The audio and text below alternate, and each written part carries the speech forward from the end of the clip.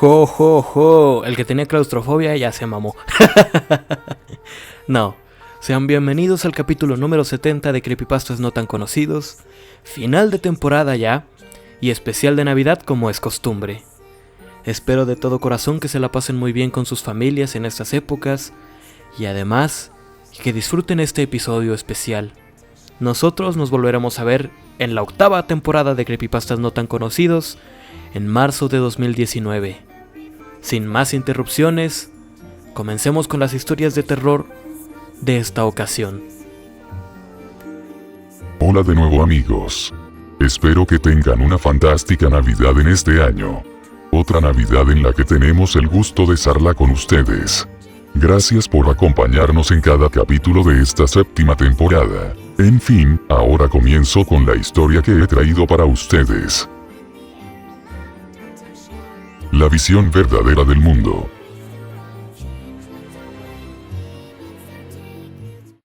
En el parlante del hospital el doctor oye: Doctor Dunkelheit, se lo necesita en la habitación 533, urgente. Ese soy yo, el doctor Dunkelheit. Recuerdo cuando había empezado la facultad de medicina. Quería ser doctor con toda mi alma. Pero ahora solamente quiero descansar. Estoy cansado de tantas quejas de los pacientes y de las incompetentes enfermeras. Durante toda mi carrera nunca he hecho un aporte importante a la medicina, me siento una basura. En el parlante del hospital se oye nuevamente: Doctor Dunkelheit, se lo necesita en la habitación 533 urgentemente. Del otro extremo de la habitación, se encontraba una puerta blanca con el número 533 incrustado en ella. Ese número siempre me recordaba la palabra sí, ver en inglés. Nunca le prestaba atención, pero ese día cuando lo vi sentí un escalofrío. Sin embargo, abrí la puerta y entré a la habitación. En ella había 3 camas, solo una de ellas estaba ocupada. El paciente ocupaba la cama que estaba junto a la ventana, pero él no podía disfrutar la vista ya que su cara estaba completamente vendada, y lo único que se podía distinguir era su boca. Buenos días, señor. Inspeccioné la historia clínica del paciente para saber su nombre y continué. Anuar, ¿cómo se encuentra hoy?, pregunté con un tono curioso pero serio. El paciente se veía relajado, parece que lo habían sedado. Según el historial, al despertar se había intentado suicidar, y por eso decidieron mantenerlo sedado. Con esfuerzo respondió: Me encuentro tan bien como un ciego podría estarlo. Doctor. El paciente movió su cabeza en dirección a mí y, aunque sus ojos estaban tapados, pude sentir como si me estuviera viendo. Y por favor llámame Horacio, odio mi apellido. Me pareció raro, pero estuve de acuerdo. Muy bien, no hay problema, no le había prestado atención, pero por lo que dice el historial usted es neurólogo. El no vidente suspiró y respondió: Sí, así es. En ese suspiro sentí como si estuviera arrepentido, tal vez él nunca quiso dedicarse a esa carrera. Entonces lo miré y le pregunté: Cuénteme Horacio, ¿cómo perdió usted la vista? Él, súbitamente dejó de mirarme, si es que se podía decir eso, y dijo: Me arranqué los ojos. Yo lo miré extrañado, pensando que era una broma, así que le dije: Déjese de bromear, cuénteme, ¿cómo perdió la vista? El hombre dirigió su rostro hacia mí, como si me pudiera ver y me dijo: No bromeo. Sentí un escalofrío en mi espalda, no lo podía creer, mi mente trataba de pensar que era una broma, pero yo sabía que no era así. ¿Y por qué lo hizo?, pregunté en un tono asustado. El hombre, sin dejar de mirarme, dijo: Le voy a contar. ¿Usted por qué ha estudiado medicina? Y entonces me di cuenta de que nunca hubo una razón por la cual yo decidí estudiar medicina. Tal vez lo hice para que los demás me reconocieran, cosa que nunca pude lograr en mis 34 años de carrera y que, ya con 56 años no lo lograría jamás. Entonces el hombre retomó el habla. Bueno, yo estudié neurología porque tenía un hermano daltónico. Yo lo miré extrañado, no comprendía. Y entonces, el ciego dijo: ¿Sabe lo que es el color? El color es una percepción visual que se genera en el cerebro de los humanos y otros animales, al interpretar las señales nerviosas que le envían los fotorreceptores en la retina del ojo, que a su vez, interpretan y distinguen las distintas longitudes de onda que captan de la parte visible del espectro electromagnético. En fin, lo que quiero decir es que el color es una percepción del cerebro. Yo quería encontrar una cura para el daltonismo de mi hermano, quería que viera los verdaderos colores del mundo. Durante 40 años estuve estudiando el cerebro en busca de una cura, no la encontré, pero para cuando estaba por rendirme, un día apareció una nota en mi escritorio, en la nota estaba lo que creía era la cura del daltonismo. En el papel se mostraba el área del cerebro encargada de reconocer los colores, el lóbulo occipital, y en un costado de la nota estaba el nombre de lo que parecía ser una droga, y abajo de la misma se describían las acciones que se producían en el lóbulo. Cuando leí eso lo comprendí. Esa era la cura. Pero me pregunté cómo había llegado esa nota a mi escritorio y quién había sido la persona que había renunciado a tal descubrimiento. No le di más importancia, ya que yo estaba decidido a encontrar esa droga. La droga se llamaba Videveritas. Pasé un año buscando la droga, hasta que la encontré en un muy viejo libro de alquimia. El libro lo había conseguido en una vieja biblioteca de ocultismo, el libro se encontraba escondido bajo una pila de libros tirados, el bibliotecario me lanzó una mirada intranquila ante la existencia de ese libro en la biblioteca, ya que él nunca lo había visto. Pero a pesar de todo, lo selló y me lo entregó. La droga se creaba a base de 2 hongos muy raros que nunca vi en mi vida, y un ojo de cualquier animal. La droga se usaba para lograr la visión verdadera, que era el significado del nombre de la droga en latín según el libro. Luego de 3 meses encontré un hombre que dijo que podía conseguir 6 hongos, 3 de cada uno, y un par de ojos. A los 15 días de hablar con el hombre recibí el paquete. Cuando abrí la caja, esta tenía los correspondientes objetos que pedí, más un ojo extra que tenía una nota clavada asquerosamente con una aguja, esta decía, un regalo para ver la verdad. No entendí lo que quería decir la nota en ese momento, así que no le di importancia, saqué la aguja del ojo, y del agujero donde estaba salió un líquido de un color muy extraño, indescriptible, pero luego de unos segundos empezó a salir sangre. Reuní todos los objetos y, junto con el libro, preparé la receta, hice suficiente como para dividirla en 3, según el libro. Luego de terminar el brebaje, había que decir unas palabras en latín, cuya traducción era, quiero ver la verdad del mundo porque he descubierto que estoy dormido. Según el libro, no había necesidad de decirlas en latín, de todas formas ignoré esto y simplemente dividí las fórmulas en 3 frascos pequeños. Al día siguiente, cuando mi hermano despertó, le dije lo que había descubierto y cómo podía curar su daltonismo, luego le dije que se bebiera la mitad de uno de los frascos, lo bebió y no pasó nada. Le hice pruebas y seguía igual, pensé que tal vez la droga necesitaba tiempo para actuar, así que estuve todo el día haciéndole pruebas hasta que se hizo de noche y nos fuimos a dormir. Sin embargo yo no pude, estuve toda la noche pensando en qué me pude haber equivocado, qué pude haber hecho mal y lo recordé, las supuestas palabras que debía decir luego de hacer la fórmula. Pero era estúpido pensar que unas estúpidas palabras fueran a cambiar algo, sin embargo no tenía nada que perder, así que junté los 3 frascos y dije las palabras al aire. Quiero ver la verdad del mundo porque he descubierto que estoy dormido. De repente, empecé a mirar un color muy extraño alrededor mío, parpadeé y esa extraña visión había desaparecido, frente a mí estaban los 3 frascos, el brebaje había adquirido un color muy extraño, el color que había visto hace un momento era un color oscuro pero colorido a la vez, opaco y brillante al mismo tiempo. Era muy difícil de describir. En fin, esperé despierto hasta que se hiciera de día y que mi hermano despertara. Cuando al fin lo hizo, le di el brebaje y le dije que lo bebiera todo, lo hizo sin protestar. Cuando terminó, al principio no pasó nada, pero luego de 30 segundos dejó caer el frasco y empezó a gritar de forma casi inhumana. Traté de sujetarlo pero se sacudía frenéticamente agarrándose la cabeza. De repente recogió un trozo de vidrio del piso, y se atravesó la garganta. Yo simplemente estaba paralizado por la escena que había presenciado, de su cuello emanaba sangre como si se tratara de una manguera que manchaba toda la habitación de un color rojo brillante. Luego de lo que parecieron horas, la herida dejó de sangrar y el cuerpo de mi hermano dejó de moverse, su rostro mostraba una expresión de horror indescriptible. Cuando pude moverme de vuelta, tapé a mi hermano con una sábana y me senté en el sillón frente a los 2 frascos restantes, me preguntaba qué pudo haber visto para que hiciera eso, qué horror había visto, ¿será que los verdaderos colores del mundo son demasiado desagradables para la mente humana, o que las personas en realidad se vieran como demonios o lo fueran? Mi miedo me estaba limitando a no tomar el brebaje, pero la curiosidad estaba empezando a ganar. ¿Qué carajo es lo suficientemente horrible como para suicidarse? ¿Qué verdad es tan horrible como para no querer vivir con ella? Decidí agarrar uno de los frascos y lo bebí hasta el fondo con los ojos cerrados. Cuando abrí los ojos no entendía bien lo que pasaba. Todo era de ese color tan extraño que había visto al decir esas palabras, de ese indescriptible color, mirara a donde mirara. No entendí qué pasaba hasta que decidí mirar hacia abajo y entonces fue cuando lo entendí todo. Solté un grito y empecé a agarrarme la cabeza. No podía ser verdad, no lo quería aceptar, no quería ver más esto. Era una mentira, así que con mis propias manos empecé a arrancarme los ojos. Cuando lo logré, caí desmayado. En el tiempo que estuve desmayado, estuve atrapado en esa visión del mundo que me provocaron los frascos. Cuando me levanté, vi que el enfermero tenía los desfibriladores en la mano, traté de quitárselos para incinerarme el cerebro, no lo logré, en cambio me sostuvieron y me sedaron para que no me moviera.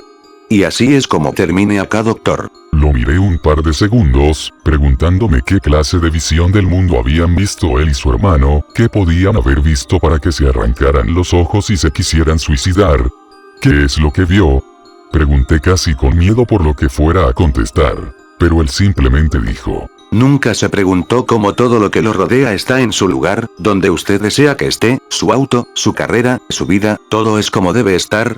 Lo miré con aire pensativo, preguntándome qué quería decir con eso y le reproché: nunca he hecho un puto descubrimiento en toda mi maldita carrera. Entonces él me contestó: creo que aún no comprende la oportunidad que yo le estoy dando, todavía tengo el otro frasco en el bolsillo de mi pantalón, usted decide qué hacer con él. Si beberlo o presentárselo a la comunidad científica como el gran descubrimiento de la humanidad. Busqué frenéticamente en los pantalones que estaban doblados en una silla al lado de la cama y encontré el frasco. Me pregunté cómo las enfermeras no lo vieron, parece que su incompetencia fue útil esta vez. Lo miré fijamente, no sabía qué hacer, si beberlo o mostrarla como descubrimiento científico. Entonces recordé que el hermano del paciente bebió la mitad y le hizo el mismo efecto, así que podría entregarle la otra mitad. Así que bebí la mitad. En ese momento vi a Horacio, el paciente, sonreír y decir: no vas a poder usar la otra mitad. En cuanto parpadeé me encontré acostado en el piso, me levanté y vi a mi alrededor. Solo veía ese color que Horacio había tratado inútilmente de describir. Era como si todos los colores del mundo estuvieran en uno solo. Mirar a donde mirara solo veía ese color. No entendía qué pasaba, entonces recordé que el paciente había comprendido qué sucedía al mirar hacia abajo. Lo hice y, al principio, no entendí qué quería decir, pero luego, de un momento a otro lo entendí todo. Era una cama. Al fin lo entendí, la verdad tan horrible que todo ser humano quiere evitar conocer. Todo es un sueño, una simple ilusión de la mente creado a partir de mi imaginación, para combatir la soledad que hay en este lugar de mierda. Estaba solo, no había nadie ni nada a excepción de esa cama. Comprendí que ese hombre era mi cerebro tratando de mostrarme la verdad, incluso su nombre era un juego de palabras. El brebaje era lo que mi cerebro había fabricado para despertarme de ese sueño que he estado teniendo continuamente por 56 años, pero la verdad, cualquier otra cosa que no cuadrara podría haberme despertado. Probablemente te preguntas cómo estás escuchando esto si he despertado. Bueno, eso es muy simple de explicar. Yo soy tu despertador. Tú decides si vivir en esta ilusión. Interesante historia, Sao. Una gran historia para un gran cierre de temporada. Ahora es mi turno de desearles una magnífica Navidad y un maravilloso Año Nuevo. Sé que la historia que he traído para ustedes en esta ocasión les gustará. Comienzo. Santa no tiene la culpa.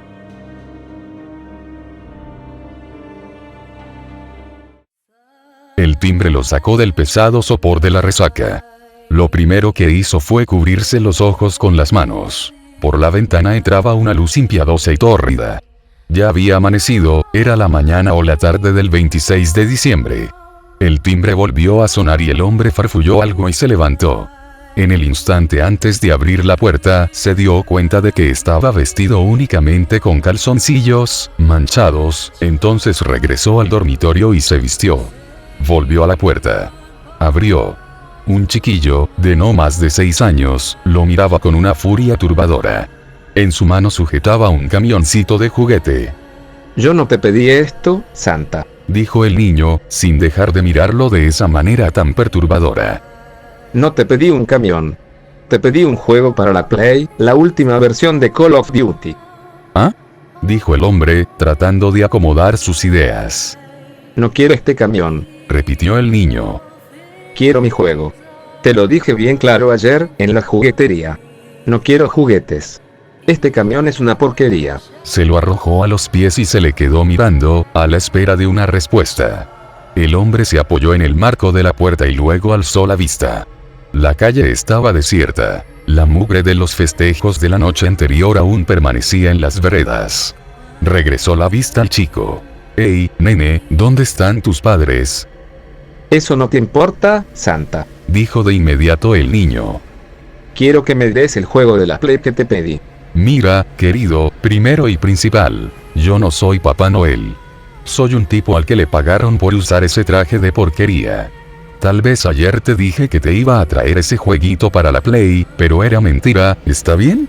Me pagaron para decir esas cosas y sacarme fotos con nenes maleducados como vos. Quienes deben comprarte los regalos son tus padres. Y segundo, ¿cómo mierda supiste que vivo aquí? Quiero mi juego, Santa. Llamaré a la policía para que te lleve con tus padres, pendejo. Cerró la puerta y llamó al número de la policía, pero nadie atendió. El hombre maldijo en voz alta. En la comisaría debían estar todos borrachos. Regresó a la puerta y antes de abrir recogió el camión que había quedado en el piso. Mira, nene. Pero se interrumpió. Dos chicos más se habían sumado al primero. Uno sostenía un caballito de juguete, el otro un tanque de guerra del tamaño de una caja de zapatos. Estos no son los juguetes que pedimos, Santa. Dijeron los niños a coro. El hombre cerró la puerta. Algo se estaba saliendo de los límites de la normalidad. ¿Acaso por fin la bebida lo habría vuelto loco? Regresó al teléfono y volvió a llamar a la policía, pero de nuevo nadie le contestó. Se acercó a la ventana y miró. Ahora había al menos 10 o 12 chicos frente a su puerta. Todos sosteniendo distintos juguetes, desde pelotas hasta libros infantiles, pasando por mesitas de madera y triciclos de plástico. El hombre abrió la ventana y de inmediato los chicos giraron la vista hacia él. Miren, no sé qué mierda se pensaron que soy, pero se equivocaron. Gritó a través de la ventana. El corazón le latía a un ritmo acelerado. Sentía la boca pastosa y seca, un poco por el miedo, pero sobre todo por la resaca. Yo no soy Papá Noel. Ayer me vieron en esa juguetería, pero porque un chino explotador hijo de puta me contrató. Si quieren vayan a reclamarle a él. O mejor a sus padres. Pero a mí me dejan en paz. O de lo contrario, vio que uno de los chicos se agachaba y luego arrojaba algo en su dirección. El hombre atinó a protegerse el rostro antes de que el vidrio de la ventana explotara en 1000 pedazos. ¡Mierda! ¿Qué carajo? Esto no fue lo que te pedí, Santa, viejo degenerado. Chilló el chico que había arrojado la piedra, alzando un trenecito por sobre su cabeza. Te pedí una bicicleta, no esta porquería. Quiero mi bicicleta, ahora. Me rompieron la ventana, hijos de puta. Voy a llamar a sus padres. ¿Me escucharon? Ahora mismo voy a... Más piedras comenzaron a volar por los aires.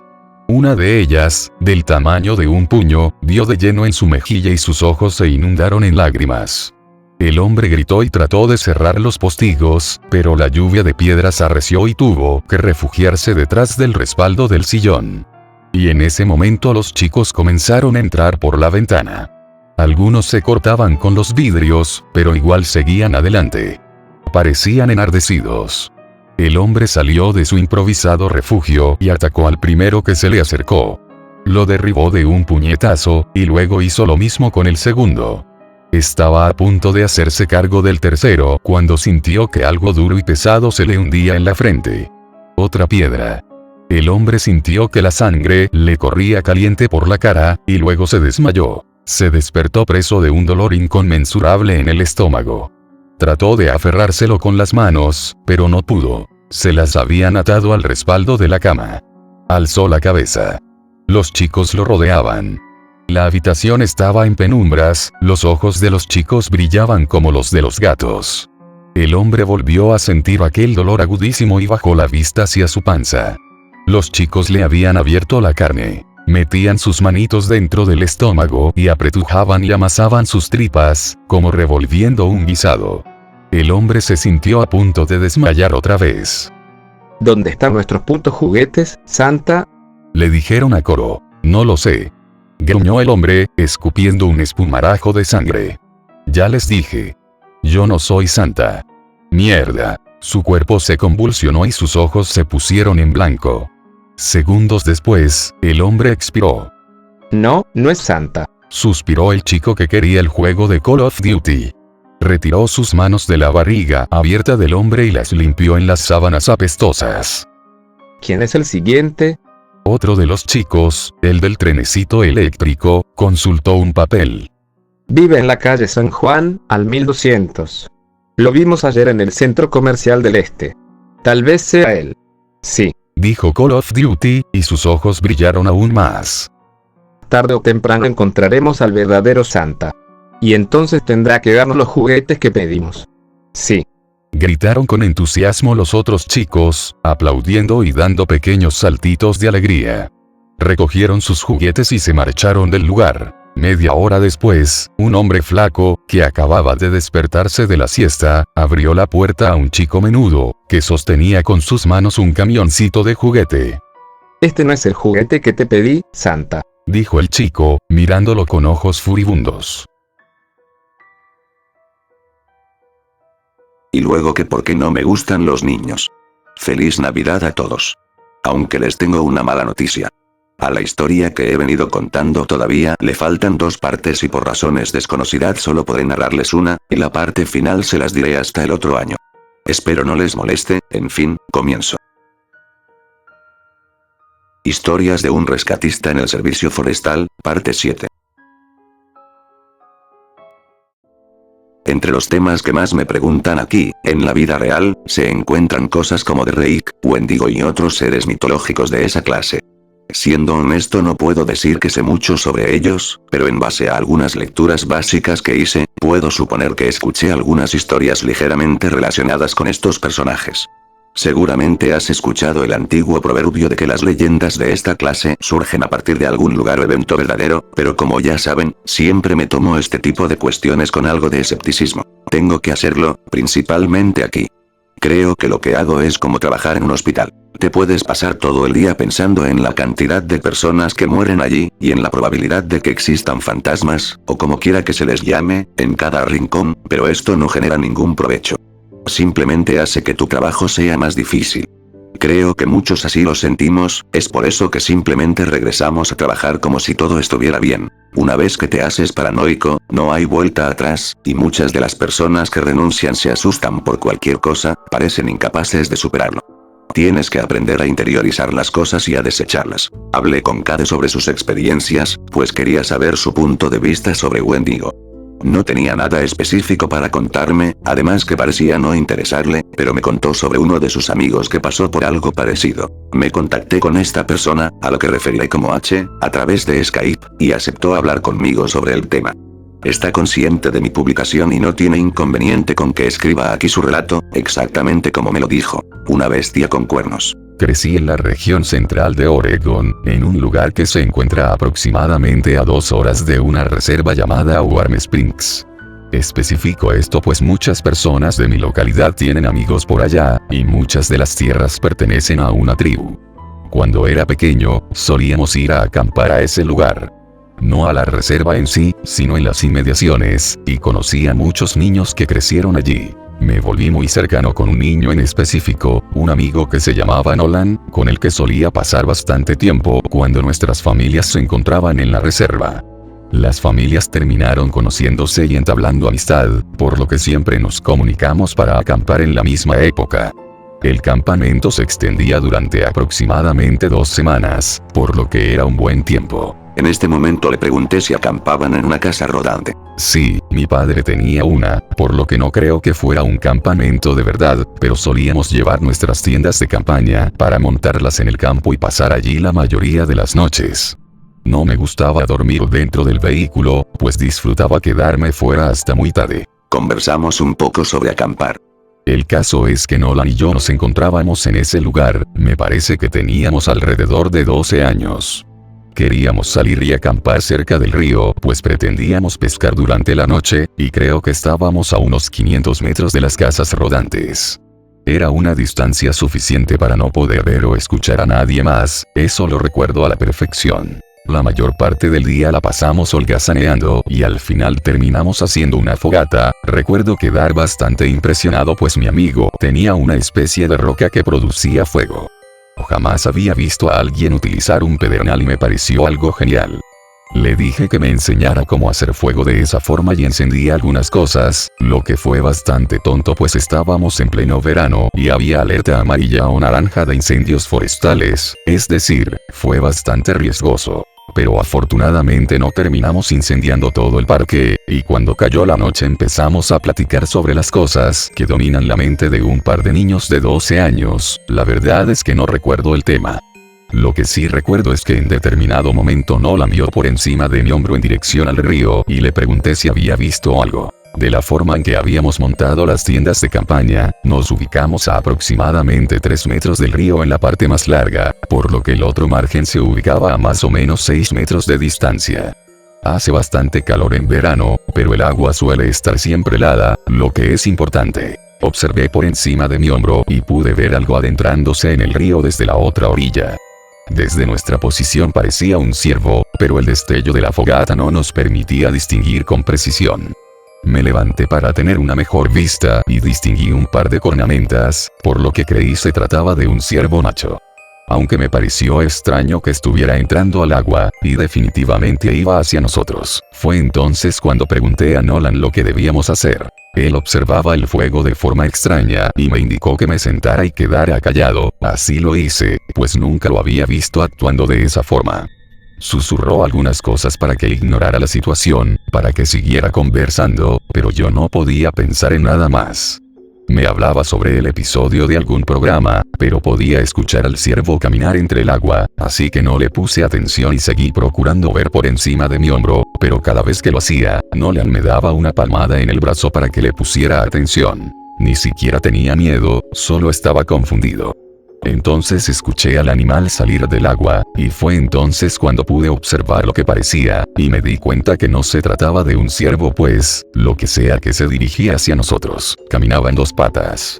En ese momento empecé a ponerme de pie, estaba muy asustado, pero Nolan me empujó de vuelta al suelo y empezó a hablar más alto sobre el programa de televisión, entonces me di cuenta que estaba tan aterrado como yo, tal vez más. Se inclinó y atizó la fogata con una rama, mientras tanto me susurraba que sin importar lo que pasara, no debía hablar con aquella cosa. Podía ver mientras se acercaba, y se paró justo atrás de Nolan. Estaba a punto de hacerme los pantalones, y sé que hubiera huido si estuviera solo, pero no tenía intenciones de dejar a mi amigo atrás, así que me mantuve sentado e inmóvil mirando de reojo aquella cosa. No era demasiado alto, pero había algo extraño en su forma de pararse, como si el punto de equilibrio estuviera mal. No puedo describirlo bien, pero era como si se balanceara constantemente hacia el frente. Simplemente se quedó parado atrás de Nolan un buen tiempo, y eventualmente mi amigo se quedó sin tema de conversación y simplemente nos quedamos allí sentados. La fogata crepitaba, pero entre esos sonidos me pareció escuchar a aquel ser hablando en voz muy baja. No pude entender lo que decía, así que me incliné un poco hacia el frente para escuchar mejor, y entonces realmente me oriné en los pantalones, cuando aquello también se inclinó hacia el frente. No pude distinguir la totalidad de su rostro, pero vi sus ojos. Eran nebulosos y de aspecto lechoso, como los que aparecen en la escena de El Señor de los Anillos donde Frodo cae al pantano y las personas muertas flotan en su dirección. Entonces, todo lo que podía ver eran esos 2 enormes ojos blancos flotando sobre la cabeza de Nolan, y también una pobre silueta de cornamentas saliendo de su cabeza. No tengo idea de la expresión que tenía mi rostro, pero Nolan y yo salimos disparados de ese lugar al mismo tiempo, corriendo sin detenernos directo al campamento de casas rodantes. Mis pantalones estaban empapados en orina. Nos detuvimos hasta que llegamos a la casa rodante de mi padre, y no pudimos distinguir nada que nos hubiera seguido, así que nos tomamos un momento para recuperar el aliento. Le pregunté qué era esa cosa, pero me dijo que no sabía. Solo me contó que alguna vez su abuelo le advirtió que si alguna cosa iba hasta él en el medio de la nada, no debía hablar ni escuchar nada que el ente tuviera para decir. Le pregunté si también había escuchado hablar a esa cosa, y me dijo que sí, aunque lo único que había entendido era ayudarte. Creo que terminamos durmiendo en la casa rodante con mis padres, y cuando regresamos a la mañana siguiente para recoger nuestras cosas ya no quedaba nada. De diversas formas, esto me recuerda a la leyenda de Wendigo. Hay una frase que usan a menudo para describirlo y encaja a la perfección con su esencia. Suelen decir que Wendigo es el espíritu de los lugares solitarios. Sé que cuando me encuentro en la naturaleza salvaje, cuando no hay ningún otro ser humano en kilómetros a la redonda, me surge una sensación que no sé explicar. No sé si le sucede a alguien más, pero es un deseo por consumir. No es que desee algo en particular, pero es un hambre extraña y distractora que consume cada parte de mi interior. También quería saber más sobre el hombre sin rostro, todo lo posible, y encontré algunas semejanzas. Pregunté entre mis compañeros, y uno me dijo que estaban llevando a cabo algunas reparaciones en un parque de Suarea, cuando vio algo de esta clase. Junto con otros 4 compañeros estábamos cenando en la ciudad y ahí supe de este caso. Un hombre repintaba un cartel de información y escuchó a alguien que le pedía datos sobre la ubicación del campamento más cercano. No volteó para responder pues estaba sobre una escalera, pero le informó a este hombre que no había ningún local para acampar en las cercanías, pero si seguía por ese camino en unos 5 o 6 kilómetros encontraría otro parque. Le preguntó si lo podía ayudar con algo más, el hombre dijo que no y le dio las gracias. El trabajador siguió pintando, pero se mantuvo escuchando y no pudo distinguir cuando el hombre se alejó. El misterioso hombre sin rostro. En el instante en que se dirigió a hablar conmigo, los vellos en la nuca se me erizaron, pero no entendía el motivo. Simplemente tenía un mal presentimiento, quería terminar la pintura e irme de allí. Creí que se debía a que no podía voltear para hablar con el hombre, pero algo parecía fuera de lugar. También percibí ese olor particular en el aire antes que se dirigiera a hablar conmigo, parecía el olor de sangre vieja. Había observado el entorno para buscar lo que estaba causando la peste, pero no vi nada. Entonces esperé que este hombre se fuera, pero no pude escuchar sus pasos, lo que me hizo pensar que se había quedado allí de pie, observándome. Así que le volví a preguntar si podía ayudarlo con algo más, pero no obtuve respuesta. Yo sabía que estaba ahí, pues no escuché el sonido de sus pasos alejándose, así que volteé de una forma bastante incómoda en la escalera para ver lo que estaba sucediendo. Admito que tal vez mi cerebro me jugó una mala pasada, pero te puedo jurar que este maldito no tenía rostro. En su cara no había ningún tipo de facción parecida a la de un humano.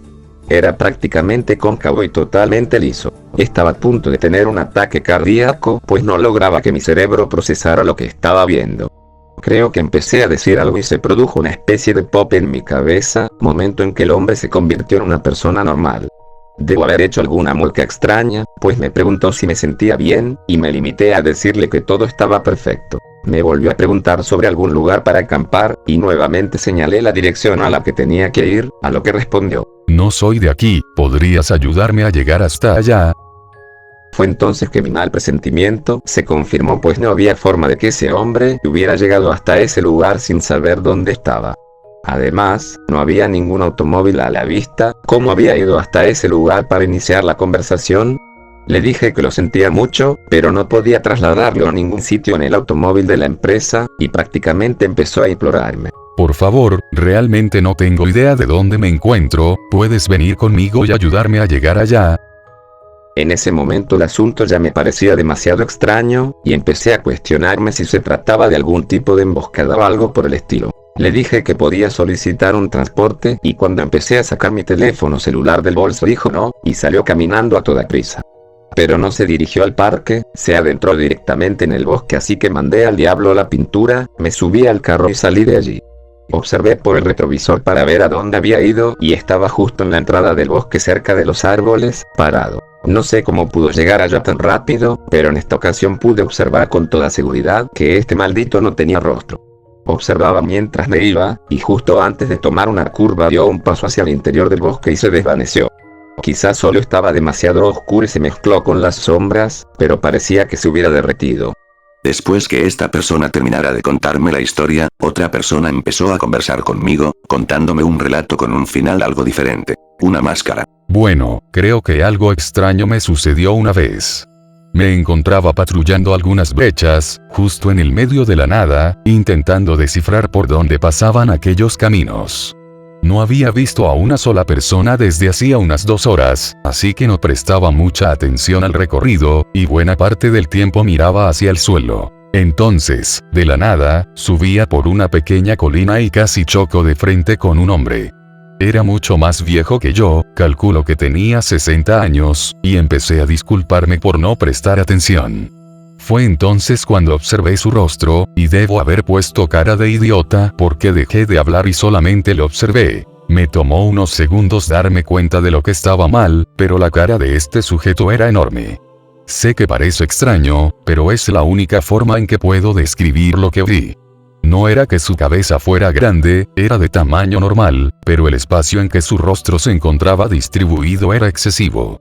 Como si tomaras el rostro de una persona y lo estiraras al doble. No dijo nada, solo me observó y retrocedió, murmurando que lo sentía mucho, entonces le saqué la vuelta y seguí mi camino rápidamente.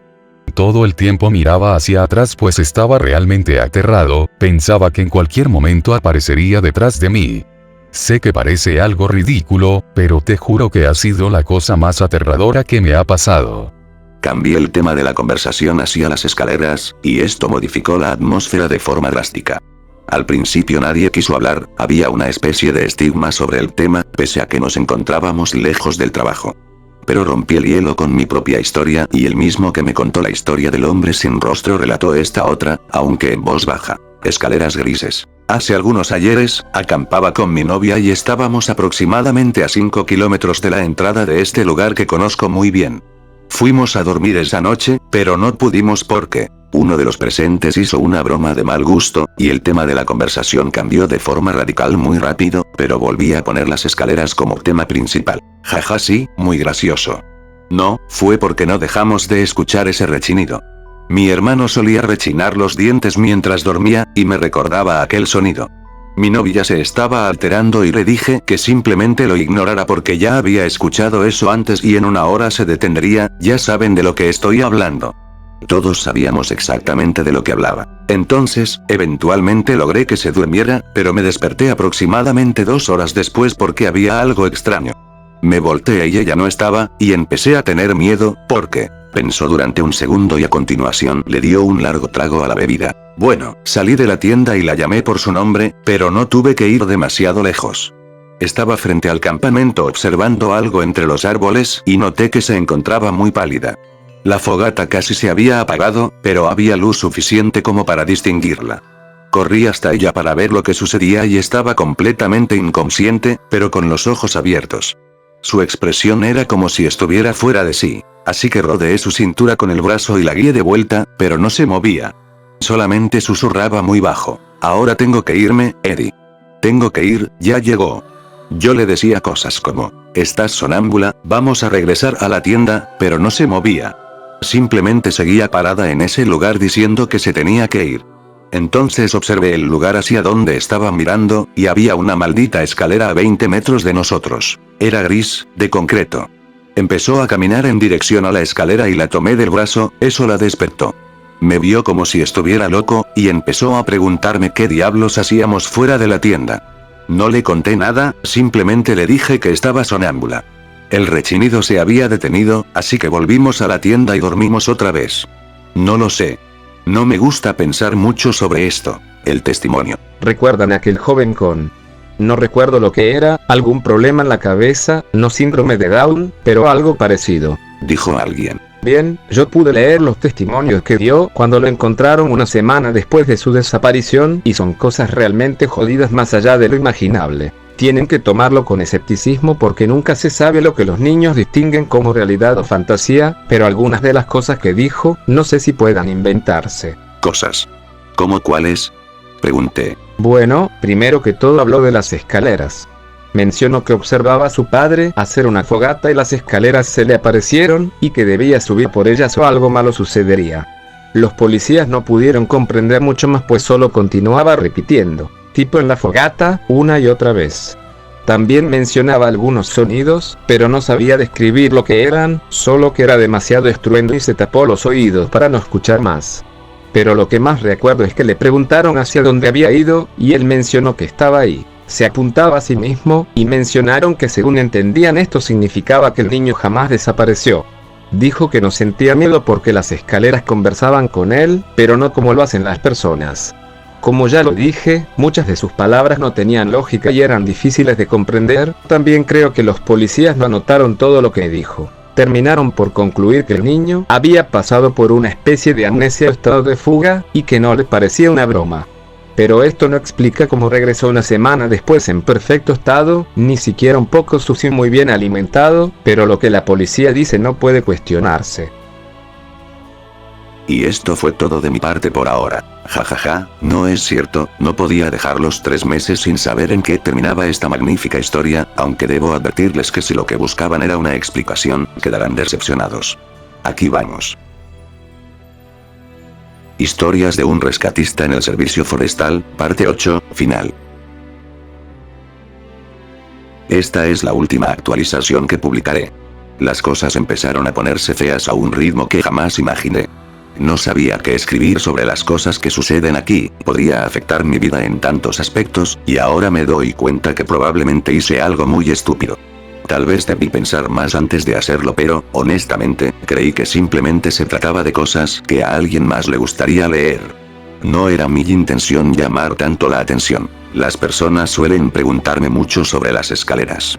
No es que lo hagan todos los días, pero cuando sucede, no sé qué decirles. Mis jefes saben que hay alguien hablando sobre este tema, y si ellos lo saben, los peces gordos ya deben estar enterados. Me doy cuenta que no están contentos al respecto. Formalmente se me informó que no puedo hablar más sobre esto con nadie, a esto se debe que sea la última vez que publico una actualización. No puedo arriesgar mi empleo. Por muy genial que haya sido sacarme todas esas cosas de la cabeza, amo mi trabajo y debo continuar aquí. Además, otra cosa que me motiva es conocer la verdad sobre lo que realmente sucede.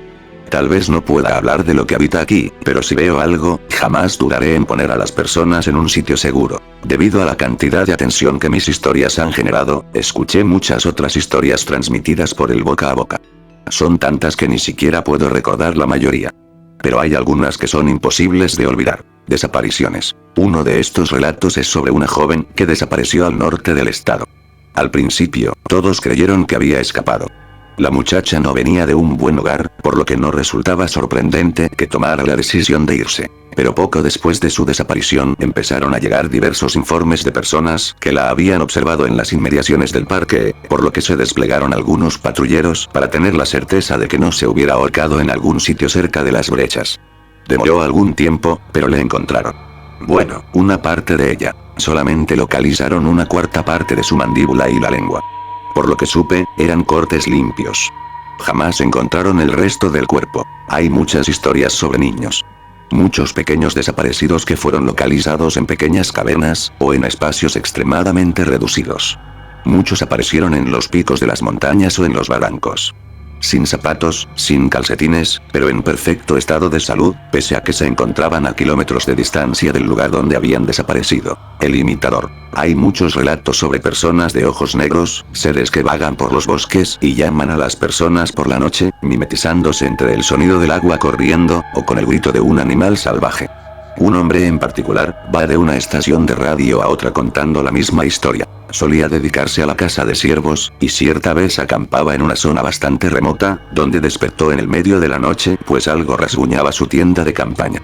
Creyó que se trataba de un mapache o zorro, hasta que esta cosa presionó su rostro contra la puerta de la tienda, y pudo distinguir las formas de una nariz y boca humana. Lanzó una patada y aquella cosa reculó, pero cuando abrió la tienda de campaña empuñando su arma, ya se había ido.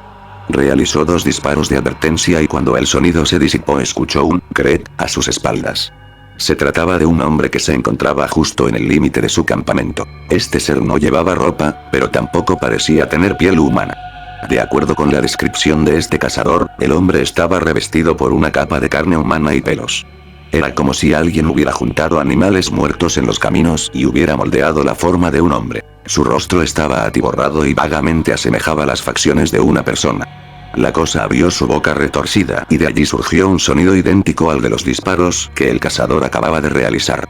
Lo hizo en 2 ocasiones, antes de imitar el sonido del cierre de la tienda de campaña y después perderse en la oscuridad. El escalador. Una pareja de jóvenes, que realizaba una caminata en la parte rocosa del parque, ayer me abordó para decirme que habían visto algo extraño en un pico que conozco bastante bien. Se encontraban compartiendo unos binoculares y disfrutando de una hermosa vista, cuando el hombre distinguió a un escalador subiendo por una parte muy complicada de la montaña. Se mantuvieron observando a este escalador, y ni siquiera se percataron en ese momento que el personaje no portaba equipo para realizar la actividad. Cuando el escalador finalmente llegó a la cima, aproximadamente a 1.8 kilómetros de donde estaba la pareja, volteó y los observó. Mencionaron que los observaba directamente y en determinado momento se sacudió de forma violenta antes de saltar del acantilado. Los jóvenes mencionaron que no observaron el lugar donde aterrizó. Permití que siguieran su camino a la entrada y les mencioné que iría a averiguar lo que me habían dicho. Les mentí. No haré un relato sobre esto, pues existen otros 10 parecidos. El escalador es muy bien conocido por estos lugares. No hablaré más al respecto. Despedida. Hay muchas cosas que nunca llegaré a entender sobre mi empleo, y me tomará muchos años procesar todo lo que vi en los últimos meses. Tal vez regrese si existe la posibilidad de que no me despidan. Gracias a todos los que me acompañaron en este viaje.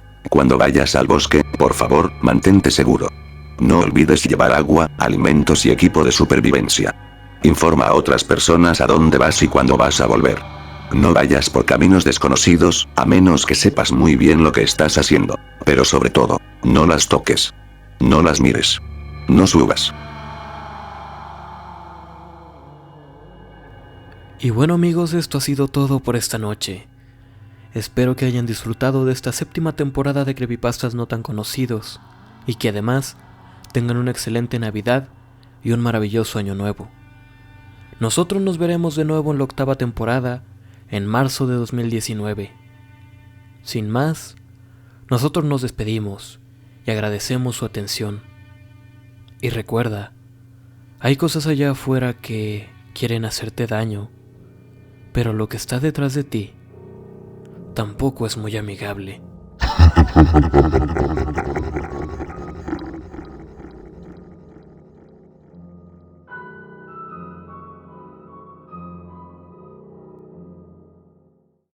La decisión. Mientras apuntaba el arma a mi frente, toda mi vida pasó ante mis ojos, y fue ahí cuando me di cuenta de que había tomado la decisión correcta.